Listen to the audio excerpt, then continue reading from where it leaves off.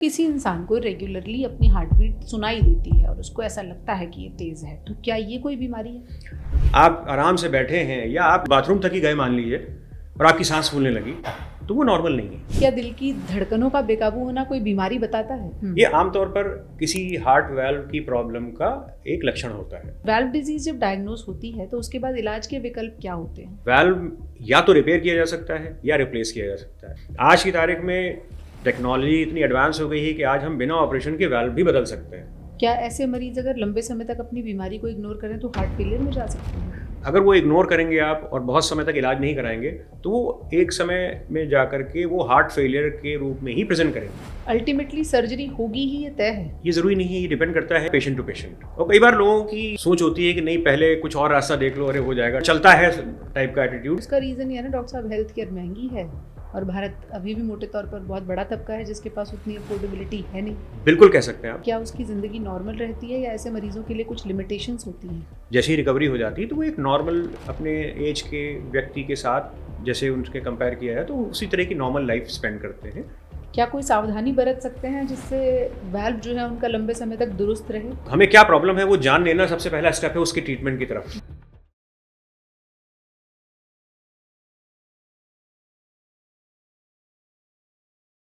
क्या आपको अपने दिल की धड़कनें सुनाई देती हैं? क्या आपको लगता है कि आपकी सांसें बेकाबू हो रही हैं? ज़रूरी नहीं है कि ये हर बार इश्क का बुखार हो, ये किसी बीमारी का इंडिकेशन भी हो सकता है। हो सकता है आपका दिल बहुत तेज़ धड़क कर आपको सावधान कर रहा हो कि आपको डॉक्टर के पास जाने की ज़रूरत है। क्या दिल की धड़कनों का बहुत तेज़ होना या फिर बहुत धीमे चलना किसी खास बीमारी का लक्षण है? ज़रूरी नहीं है कि दिल की बीमारी हमेशा हार्ट अटैक के तौर पर दस्तक दे। दिल की बीमारियां और भी बहुत तरह की हो सकती हैं और आज ऐसी ही एक बीमारी के बारे में आपको सावधान करेंगे। क्या है बीमारी, इसके बारे में भी बताएंगे और उसके इलाज के बारे में भी बताएंगे। बॉटम लाइन ये है कि बीमारी कोई भी हो, घबराने की ज़रूरत नहीं है क्योंकि इलाज मौजूद है। हमारे साथ डॉक्टर अमित चौधरी हैं जो कि CTVS सर्जन हैं, मेदांता हॉस्पिटल नोएडा से जुड़े हुए हैं और 25 साल से लंबे समय से दिल की बीमारियों का इलाज कामयाबी से कर रहे हैं। बहुत बहुत स्वागत है डॉक्टर साहब आपका।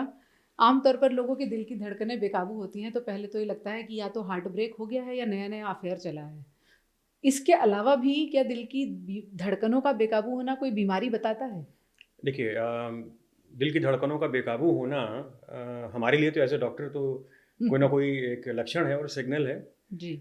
जो कि एक हार्ट वाल्व डिजीज़ की तरफ कई बार पॉइंट करता है। जैसा कि आपने बिल्कुल सही बोला कि हर बीमारी हार्ट अटैक नहीं होती। जाहिर सी बात है, हार्ट अटैक में भी दिल की धड़कन की प्रॉब्लम हो सकती है, बट देन दिल की धड़कन चेंज होना, कम हो जाना या बहुत ज़्यादा महसूस होना, ये आमतौर पर किसी हार्ट वाल्व की प्रॉब्लम का एक लक्षण होता है।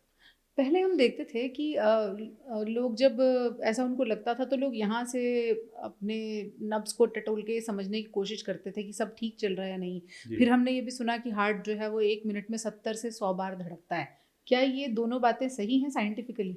देखिए, अपनी धड़कन खुद देख करके समझ लेना, देखिए उसके लिए तो आपको एक्सपर्ट होना पड़ेगा। तो दूसरा, हाँ, ये बिल्कुल सही है कि एक नॉर्मल हार्ट जो बीट करता है वो 70 से 100 या 70 से 90 एक नॉर्मल हार्ट बीट इतनी होनी चाहिए। जी। लेकिन ऐसा बहुत ज़रूरी नहीं है। जैसे जो एथलीट्स होते हैं या जो साइकिलिस्ट होते हैं या जो रनर्स होते हैं, उनका हार्ट बहुत कंडीशनड होता है तो उनका नॉर्मल हार्ट बीट भी हो सकता है 55-50 के आसपास रहे। अच्छा, उसका पेस अलग तरह से सेट हो गया। बिल्कुल, वो हार्ट उन्होंने अपना एक्सरसाइज कर करके इतना कंडीशन कर लिया होता है कि उनका हार्ट इतने कम बीट पे भी कंफर्टेबली बीट करता है और शरीर की सारी रिक्वायरमेंट्स को पूरा भी करता है। और बच्चों का भी अलग होता है हिसाब किताब? देखिए, एज के साथ हार्ट बीट का एक डायरेक्ट इनवर्स रिलेशनशिप है। अच्छा। जितना छोटा बच्चा होगा हार्ट बीट उतनी ही ज़्यादा होगी। इसीलिए छोटे बच्चों की अक्सर हमें ऐसे सुनाई देती है। हाँ, तो किसी एक छोटे बच्चे में 140, 150, 160 की हार्ट बीट भी नॉर्मल है। नॉर्मल है, ओके जी। आजकल हमने देखा कोरोना के बाद खासतौर पर ये चलन आया, घर में सबके ऑक्सीमीटर होते हैं, उसमें हार्ट रेट आता है, तो उसको देख देख कर लोग घबराने लगते हैं कि अरे ये कम दिखा रहा है, ये ज़्यादा दिखा रहा है, 110 दिखा रहा है, मेरा तो 100 के ऊपर ही दिखाता है। तो क्या ये कोई परेशानी का सबब है? अब देखिए, कोविड एक ऐसा दौर था जिसने हम सब की लाइफस्टाइल को थोड़ा बहुत तो चेंज किया ही है जी। और हम सबकी मानसिकता को भी थोड़ा बहुत बदला है। कुछ अच्छी चीज़ें हैं, कुछ शायद अच्छी नहीं भी हैं। तो बहुत पैनिक होना और बहुत ज़्यादा हाइपोकॉन्ड्रियाक होना, यानी ऑब्सेशन हो जाना कि हम रोज़ बैठ के अपना सैचुरेशन और हार्ट बीट चेक करें, उसका कोई मतलब नहीं है। वो हाँ, ये है कि बीच बीच में कभी कभी आपको जैसे कोई प्रॉब्लम हो रही है, आपको सांस में दिक्कत है, तो आप जाहिर सी बात है सैचुरेशन प्रोब आपके पास अवेलेबल है, टेक्नोलॉजी है, तो आप देख सकते हैं। वो अगर बहुत कम है या मतलब कहना चाहिए कि 95 से काफ़ी नीचे है या 90 के नीचे आ रहा है, तो जाहिर सी बात है आपको किसी डॉक्टर से मिलना चाहिए, एहतियातन मिल लेना चाहिए। लेकिन अगर किसी इंसान को रेगुलरली अपनी हार्ट बीट सुनाई देती है और उसको ऐसा लगता है कि ये तेज़ है, तो क्या ये कोई बीमारी है? देखिए आपने बहुत एक क्रूशियल सवाल पूछा है जो कि आई थिंक हर किसी के एक दिमाग में रहता है। ये बेसिकली हार्ट बीट फील होना ये नॉर्मल भी हो सकता है और किसी बीमारी का लक्षण भी हो सकता है। तो अगर ये अवेयरनेस अनड्यू है, अनकंफर्टेबल है, कहने का मतलब ये है कि ज़रूरत से ज़्यादा हो रही है और आपको अनकंफर्टेबल भी कर रही है, तब ये नॉर्मल नहीं है। मतलब उसकी वजह से आपको बेचैनी भी हो रही है। बिल्कुल, बेचैनी। और दूसरी चीज़ कि आप ऐसा नहीं कि सिर्फ सांस ही फूल रही है। अब आप दौड़ के आएंगे, आप खेल के आएंगे और आपकी सांस फूलेगी, वो तो नॉर्मल है। आप 3 किलोमीटर दौड़ के आएंगे तो क्या आपकी सांस नहीं फूलेगी? बिल्कुल फूलेगी जी। हार्ट बीट भी आपको तेज फील होगी और महसूस होगी, तो वो नॉर्मल है। वो एक नॉर्मल फिजियोलॉजिकल रिएक्शन है हमारे शरीर का towards any exertion. Right. But अगर ये सिचुएशन नहीं है, आप आराम से बैठे हैं या आप लाइट कोई काम करके आए हैं या फिर आप बाथरूम तक ही गए मान लीजिए और आपकी सांस फूलने लगी, तो वो नॉर्मल नहीं है। वो तो किसी ना किसी एक सीरियस प्रॉब्लम की तरफ इंडिकेशन दे रहा है आपको। तो अगर ऐसे में कोई इंसान अपने बेसिक हार्ट हेल्थ चेकअप्स करा ले, एक तो वो किस उम्र पे करा लेने चाहिए, और उनमें क्या अगर वाल्व की कोई परेशानी होगी तो वो पता चल जाएगी? जी बिल्कुल।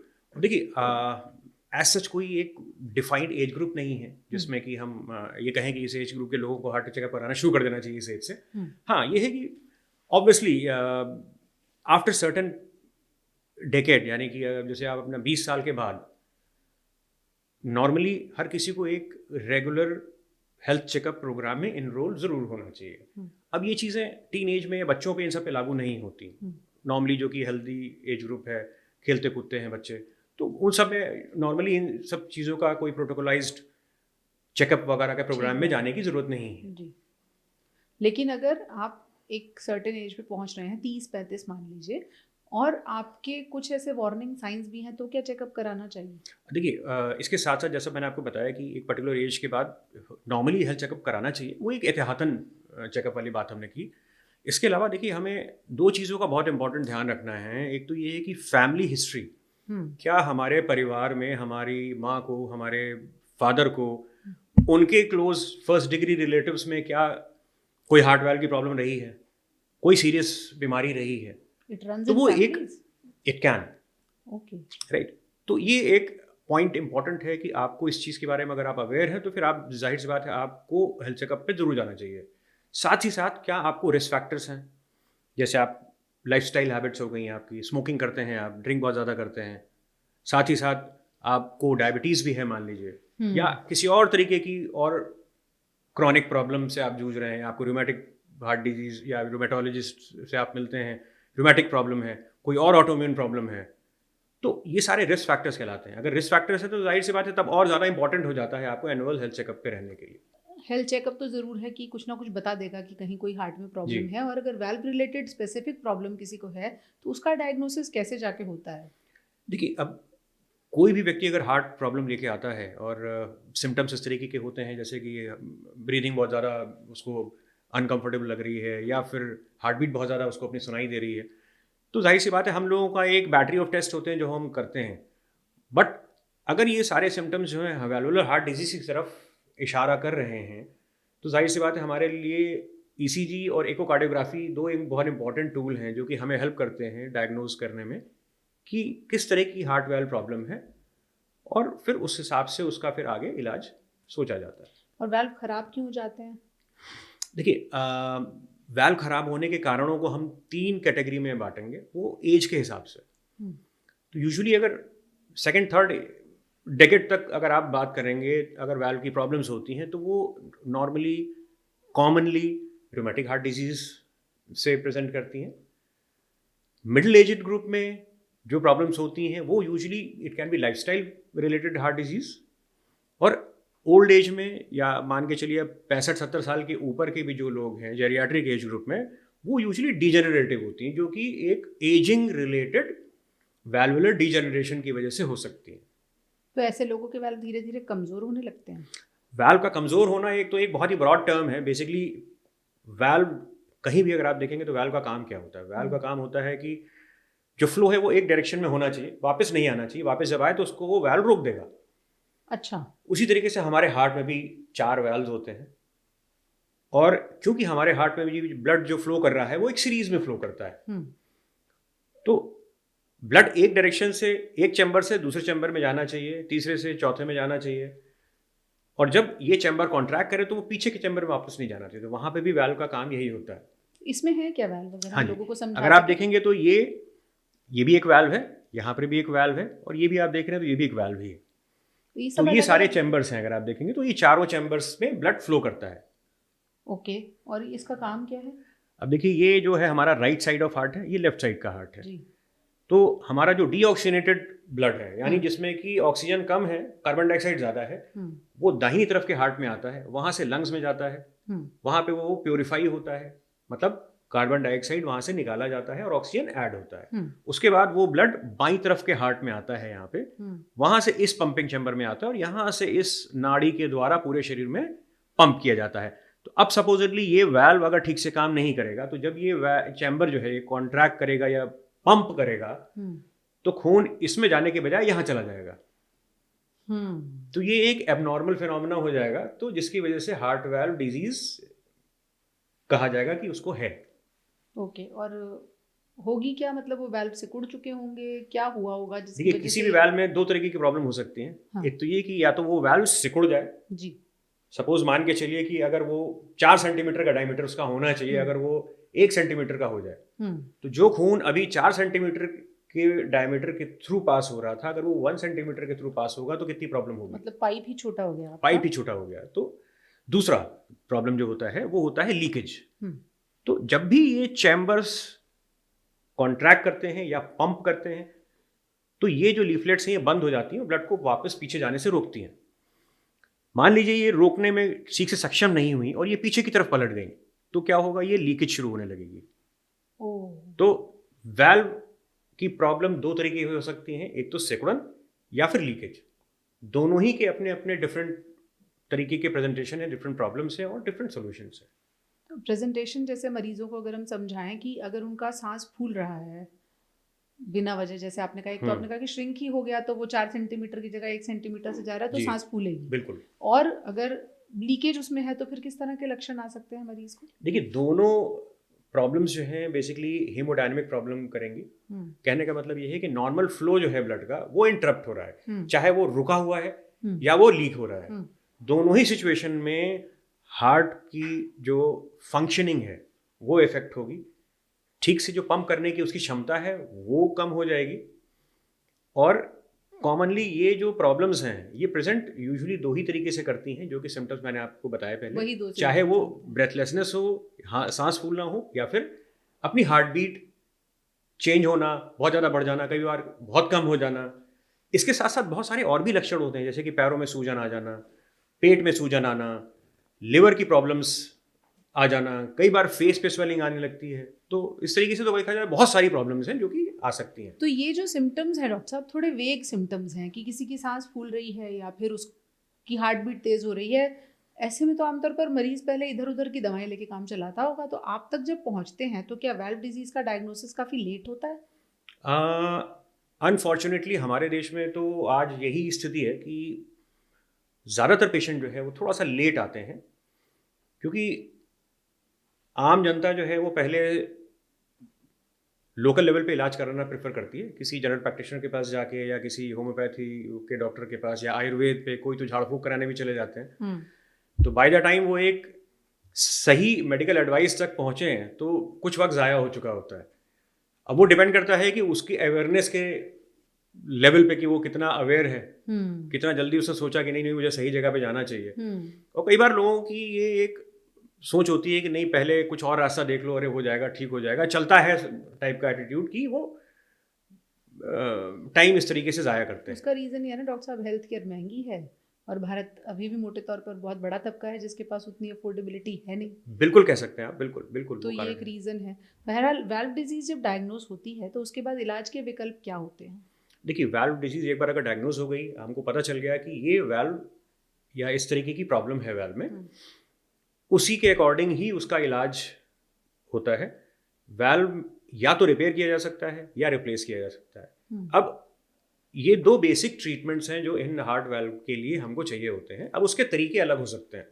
आज की तारीख में टेक्नोलॉजी इतनी एडवांस हो गई है कि आज हम बिना ऑपरेशन के वाल्व भी बदल सकते हैं, जो कि कैथेटर द्वारा किया जाता है, और उसमें कोई एनेस्थीसिया, किसी कट, कोई सर्जरी, कोई टाँका, किसी की ज़रूरत नहीं होती। अच्छा जी। तो फिर तो ऐसे मरीज जो हैं वो लंबे समय तक अपनी बीमारी को मैनेज करके रह भी सकते हैं अच्छे से? बहुत एक्सटेंट तक, बट इसके अपने इंडिकेशंस हैं, अपने अपने एक कैटेगरी है जिनमें ये यूज़ किया जा सकता है। हर व्यक्ति को आप एक ट्रीटमेंट नहीं ऑफर कर सकते। वो आपको उस मरीज की एज के हिसाब से, उसकी अपनी कोमॉर्बिडिटीज़ या उसकी अपनी दूसरी प्रॉब्लम्स के अकॉर्डिंग देख करके डिसाइड करना होता है। तो नॉर्मली 70-75 साल के ऊपर जो लोग होते हैं उनमें हम लोग कैथेटर द्वारा वाल्व चेंज करने के लिए रिकमेंड करते हैं। या फिर वो लोग जो कि रूटीन सर्जरी के लिए फिट नहीं होते हैं, उनमें हम कैथेटर द्वारा वाल्व चेंज करना रिकमेंड करते हैं। अगर कोई व्यक्ति यंग है, फिट है, सर्जरी आराम से झेल सकता है और बहुत ज़्यादा उसका सर्जिकल रिस्क नहीं है, तो एक कन्वेंशनल सर्जिकल रिपेयर या रिप्लेसमेंट उसके लिए बेस्ट ऑप्शन है। ऐसा क्यों? आमतौर पर अब तो मिनिमली इन्वेजिव को डॉक्टर्स भी तवज्जो ज़्यादा देते हैं। हाँ, मिनिमल इन्वेजिव भी, लेकिन सर्जरी ही है ना जी, है तो सर्जरी ही वो। तो उसका अपना एक अलग वो है कि भाई अगर सर्जरी करानी है तो सर्जरी के दो तरीके हैं। एक तो ये है कि स्मॉल कट से, जिसको मिनिमल इन्वेजिव कहते हैं, जो कि साइड ऑफ चेस्ट है और ये ब्रेस्ट बोन को उसमें हमको काटना नहीं पड़ता, उसको कहते हैं मिनिमल इन्वेजिव सर्जरी। तो हम आज की तारीख में सारे वाल्व्स और इनफैक्ट सारी हार्ट सर्जरीज जो हैं वो हम मिनिमल इन्वेजिव की तकनीक से कर सकते हैं, जिसमें छोटा कट लगता है। जी। बट एज आई सेड कि हर मरीज को हर इलाज सूटेबल नहीं हो सकता, तो वो हमको उसकी कंडीशन को देख के ही डिसाइड करना होता है। सपोज पेशेंट बहुत ही लेटर स्टेजेस में आया है, बहुत सीवियर हार्ट प्रॉब्लम्स है, साथ साथ और भी ऑर्गन सिस्टम जो है उसके ख़राब हो रखे हुए हैं, तो वहाँ पर हमको कॉस्मेटिक एस्पेक्ट को छोड़ के हमको उसकी लाइफ बचाना वो ज़्यादा इंपॉर्टेंट है। तो वहाँ पर पारंपरिक तरीका अपनाना ज़्यादा सेफर रहता है। अच्छा, इस केस में आप ये कहना चाह रहे हैं कि ओपन सर्जरी जो है, जो कन्वेंशनल तरीका है, वो बेहतर रिजल्ट्स देता है? देखिए, रिजल्ट्स में दोनों में ऐसा कोई अंतर नहीं है, बट इट डिपेंड्स कि अगर आप उस पेशेंट से डील कर रहे हैं जिसके साथ बहुत सारी प्रॉब्लम्स हैं, हाँ, या कि वो बहुत लेट स्टेजेस में आया है, जी, वहाँ पर हम ये चाहेंगे कि कॉस्मेसिस को हम बैक उस पर रखें, ठीक है, प्रायोरिटी उसमें देने की जरूरत नहीं है। वहाँ पर ईज ऑफ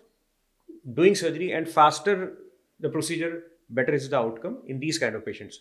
हाँ, पेशेंट अगर फिट है, यंग है और वो सस्टेन कर सकते हैं, क्योंकि मिनिमल इन्वेजिव सर्जरी जो है थोड़ा सा पारंपरिक सर्जरी के में जो टाइम लगता है उससे थोड़ा सा टाइम ज़्यादा लेती है। अच्छा। और सिंस वो छोटे कट से होती हैं तो हमारे पास एक्सेसिबिलिटी जो है वो उतनी नहीं होती जितनी कि पारंपरिक सर्जरी में होती है। तो अगर सिचुएशन बहुत अच्छी नहीं है, सीरियस प्रॉब्लम है, सिवियर हार्ट फेलियर है और भी ऑर्गन सिस्टम्स अफेक्टेड हैं, तो इट इज़ बेटर कि हम शॉर्टेस्ट पॉसिबल टाइम में उस सर्जरी को ख़त्म करें और प्रोसीजर कंप्लीट करें। क्या ऐसे मरीज अगर लंबे समय तक अपनी बीमारी को इग्नोर करें तो हार्ट फेलियर में जा सकते हैं? देखिए, कोई भी हार्ट का प्रॉब्लम जो अगर इग्नोर किया जाता है तो उसका एक फाइनल जो लेटर स्टेजेस में जो प्रॉब्लम है वो हार्ट फेलियर ही है। ओके। हार्ट का चाहे वो कोरोनरी आर्टरी डिजीज हो, चाहे वो वाल्व की प्रॉब्लम हो, अगर वो इग्नोर करेंगे आप और बहुत समय तक इलाज नहीं कराएंगे तो वो एक समय में जा करके वो हार्ट फेलियर के रूप में ही प्रेजेंट करेंगे। कारण कुछ भी हो सकता है। और अगर नौबत किसी मरीज में वाल्व को बदलने की ही आ गई तो फिर उसमें कैसे आप किस में कौन सा वाल्व लगाएंगे और एक फॉरेन बॉडी जाने के बाद उस मरीज को क्या क्या ध्यान रखना होगा? देखिए, वाल्व रिप्लेसमेंट जो हम करते हैं वहाँ पे आर्टिफिशियल वाल्व, जाहिर सी बात है आर्टिफिशियल वाल्व ही लगाएंगे। तो आर्टिफिशियल वाल्व दो तरीके के होते हैं, एक होता है मेटल का वाल्व और एक होता है टिश्यू का वाल्व। टिश्यू का वाल्व जो है पर्टिकुलर टिश्यू, जैसा कि नाम से जाहिर हो रहा है, टिश्यू से बनता है। तो टिश्यू कैन बी बोवाइन और पोर्साइन। बोवाइन माने गाय के टिश्यू से आया है, पोर्साइन में सुअर के टिश्यू से आया हुआ है। तो वो डिफरेंट कंपनीज के डिफरेंट चॉइसेस हैं, अलग अलग दोनों के अपनी स्टडीज़ हैं, तो दोनों तरह के वाल्व अवेलेबल हैं टिश्यू में। मेटल का वाल्व, उसकी अपनी क्या इंडिकेशन है? मेटल का वाल्व यूजुअली यंग लोगों में लगाया जाता है, जहाँ पर कि आपको पूरी लाइफ लॉन्ग सपोर्ट देना है, बिकॉज मेटल के वाल्व की कोई लाइफ नहीं होती, हालांकि उसके साथ ब्लड थिनर खाने की जरूरत पड़ती है। टिश्यू वाल्व जो होता है उसकी एक पर्टिकुलर लाइफ होती है, तो वो 12 साल, 20 साल, 25 साल, जो भी उस पर्टिकुलर वाल्व की लाइफ है, उसके बाद वो खराब होना शुरू हो जाता है, डीजनरेट होने लगता है। क्योंकि कोई भी बाहर का टिश्यू हमारे ब्लड स्ट्रीम में रहेगा तो उसके ऊपर कैल्शियम डिपोजिशन होगा, चूना जमा होगा, तो धीरे धीरे धीरे उसकी फंक्शनिंग जो है वो कमज़ोर होती जाएगी। वाल्व की प्रोसीजर कराने के बाद अगर किसी मरीज़ का डायग्नोसिस हो गया, उसका ट्रीटमेंट हो गया, उसके बाद क्या उसकी ज़िंदगी नॉर्मल रहती है या ऐसे मरीज़ों के लिए कुछ लिमिटेशंस होती हैं? देखिए, हर इलाज का अपना एक लिमिटेशन होता है। कौन सी स्टेज पे उस ट्रीटमेंट को किया गया वो बहुत मैटर करता है। अगर बीमारी अर्ली स्टेज में पकड़ी गई है, जल्दी ट्रीटमेंट कर दिया गया है, टाइमली ट्रीटमेंट हो गया है, तो जाहिर सी बात है ये मरीज़ ऑपरेशन के बाद जैसे ही रिकवरी हो जाती है तो वो एक नॉर्मल अपने एज के व्यक्ति के साथ जैसे उनके कंपेयर किया जाए तो उसी तरह की नॉर्मल लाइफ स्पेंड करते हैं। अच्छा। बिल्कुल, they have normal survival as compare to other peers in the population. लेकिन अगर मेटल का वाल्व है तो कुछ दवाएं होंगी जो लाइफ लॉन्ग चलेंगी? वो अलग चीज़ है कि उनको, हाँ, जो मेटल का वाल्व है जिसको, उसको खून पतला करने की दवा खानी है, जो टिश्यू वाला वाल्व जिसको लगा हुआ है उसको खून पतला करने की दवा नहीं खानी है। ओके। लेकिन ये भी निर्भर करता है कि आप किस स्टेज पे अपना इलाज करा रहे हैं। अब आप बहुत लेटर स्टेज पे आके अगर इलाज कराते हैं, जब हार्ट के चैम्बर्स डायलेट हो गए हैं, हार्ट की फंक्शनिंग बहुत ख़राब हो गई है, तो ज़रूरी नहीं है कि उनका आउटकम भी उतना ही अच्छा हो जिनका कि एक राइट समय, राइट ट्रीटमेंट सही टाइम पे कर दिया गया हो। तो ये भी डिपेंड करता है कि आपने क्या सही इलाज सही समय पे कराया है। दवाओं का कोई रोल होता है वाल्व? देखिए, इनिशियल स्टेजेस में तो दवाओं से काफ़ी कुछ कंट्रोल किया जा सकता है, और इनफैक्ट कई साल तक तो अगर इनिशियल वाल्व की प्रॉब्लम्स है तो आप 2 साल, 3 साल, कई बार 4 साल तक भी आप बीमारी को कंट्रोल करके चल सकते हैं। कैसे? ब्लड थिनर्स देकर? ब्लड थिनर की ज़रूरत तो ऑपरेशन के बाद पड़ती है, बट यहाँ पर नॉर्मली बहुत सेट ऑफ मेडिसिन होती हैं जो कार्डियक मेडिकेशन होता है, वो एक अलग ही पूरा एक सेपरेट इलेबोरेट टॉपिक हो गया। तो उन दवाओं से आप इनिशियल जो हार्ट की जो वाल्व की प्रॉब्लम्स होती हैं, जैसे कि हम हार्ट वाल्व प्रॉब्लम को अगर 3 कैटेगरी में बांटें, माइल्ड, मॉडरेट, सीवियर, तो इनिशियल अगर हम कहेंगे तो माइल्ड से मॉडरेट तक की जो प्रॉब्लम है वो हम दवाओं से मैनेज कर सकते हैं। बट अगर ये प्रॉब्लम सीवियर तक बढ़ गई है तो फिर हमको तैयारी करनी चाहिए कि अब या तो रिपेयर या रिप्लेसमेंट की आवश्यकता उस मरीज को है। जितना मुझे समझ में आ रहा है कि लोगों को जो लक्षण होंगे वो तो वेग होंगे, क्या कोई सावधानी बरत सकते हैं जिससे वाल्व जो है उनका लंबे समय तक दुरुस्त रहे? देखिए, सावधानी इसमें सबसे बड़ी यही है कि अगर ऐसी कोई प्रॉब्लम हो रही है तो किसी को दिखाएं, किसी एक स्पेशलिस्ट को आप दिखाएं, कार्डियोलॉजिस्ट को दिखाएं या कार्डियक सर्जन को दिखाएं या किसी एक अच्छे फिजिशियन को दिखाएं। हमें क्या प्रॉब्लम है वो जान लेना सबसे पहला स्टेप है उसकी ट्रीटमेंट की तरफ। जाहिर सी बात है। तो इसका मतलब ये है सांस फूल रही है और हार्ट बीट एबनॉर्मल है, यही 2 लक्षण हैं जो, ये 2 सबसे कॉमन लक्षण है। साथ साथ पैरों में सूजन आना, पेट में सूजन आना, साथ ही साथ अगर आप को कभी कभी ऐसा लगता है कि रात में आप जब सो रहे हैं तो सोते सोते बीच में मिड ऑफ द स्लीप आप एकदम से आँख खुल गई, यू कैच योर ब्रेथ, आपको सांस नहीं आ रहा है, ये भी एक कॉमन प्रॉब्लम है जिसको कि हम टेक्निकल टर्म्स में ऑर्थोपनिया बोलते हैं, कि कोई भी व्यक्ति वो सीधे लेट के कंफर्टेबली नहीं सो पाता है। अगर वो सीधे लेटने की कोशिश करता है तो उसके लंग्स में पानी भरता है, पानी जब भरता है तो सांस में प्रॉब्लम आती है, तो वो रात में यूजुअली उठ के बैठ जाता है। तो ये एक बहुत कॉमन प्रॉब्लम है जो कि लोग बताते हैं कि मैं डॉक्टर साहब रात में सोता हूँ और रात में 12-1 बजे मेरी आँख खुल जाती है, मैं फिर खिड़की खोल के सांस लेता हूँ थोड़ा बहुत, फिर थोड़ी देर बैठा रहता हूँ, फिर मुझे आराम होता है, फिर मैं सो पाता हूँ। तो उसको सफोकेशन फील होता है? बिल्कुल, वो इसलिए होता है कि हार्ट जब आपका ढंग से काम नहीं करेगा तो जब पंपिंग ठीक से नहीं होगी तो ब्लड पीछे की तरफ लंग्स में भरेगा, जब लंग्स में भरेगा तो आपको ब्रेथलेसनेस या सांस टूटेगी और आप फिर नींद से जागेंगे और फिर ये प्रॉब्लम आएगी। इसका मतलब तो ये हुआ कि अगर वाल्व की कोई बीमारी है तो वो कभी कभी लाइफ थ्रेटनिंग सिचुएशन में भी हो सकती है। हाँ, अगर लेटर स्टेजेस में आप देखें और बहुत सीवियर हो गई है तो फिर लाइफ थ्रेटनिंग भी हो सकती है। बिल्कुल, सावधानी में भलाई है कि जब लक्षण आ जाएं जी बिल्कुल, तो बहुत ज़्यादा इधर उधर घूमने की ज़रूरत है नहीं, और अल्टीमेटली सर्जरी होगी ही, ये तय है। ये ज़रूरी नहीं है, ये डिपेंड करता है कि अगर माइल्ड स्टेज पे अगर हम दवाओं से सही ट्रीटमेंट कर सकते हैं तो हो सकता है कि उसका आगे चल तक कई डेकेड्स तक भी हम सर्जरी अवॉइड कर पाएँ। ये डिपेंड करता है पेशेंट टू पेशेंट। ओके, अच्छा, ये एज के हिसाब से? एज के हिसाब से। एज के हिसाब से डिपेंड करता है। ओके, एक बहुत पुराने शेर को हम यहाँ कोट करना चाहेंगे, बहुत आसान है पहचान इसकी, अगर दुखता नहीं तो दिल नहीं है। ये वैसे जावेद अख्तर साहब का शेर है, लेकिन अगर आपका दिल दुख रहा है तो उसे शायरी मत समझिए, दिल की धड़कनें बेकाबू हो रही हैं तो मोहब्बत मत समझिए, इसे किसी बीमारी का लक्षण भी समझ सकते हैं एहतियातन टेस्ट कराने में, और एक बार डॉक्टर से मिल लेने में कोई बुराई नहीं है। Thank you so much doctor साहब, आसान भाषा में लोगों को आपने वाल्व की बीमारी को समझाया। हालांकि वही जो बात है कि सीधे तौर पे पता पाना मुश्किल है कि क्या है, बट आप तक आएंगे तो समाधान मिल ही जाएगा। जी बिल्कुल, जी बिल्कुल। Thank you so much sir.